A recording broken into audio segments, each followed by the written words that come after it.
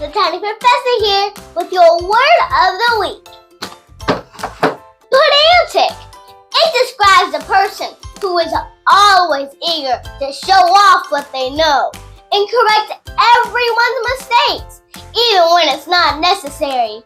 The pedantic little man trolled my comments, correcting everyone's grammar as if we were being graded.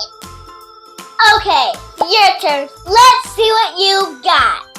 This week, anytime you're talking about someone who annoyingly corrects everyone or acts like they're an expert in subjects no one even cares about, try using the word of the week, pedantic.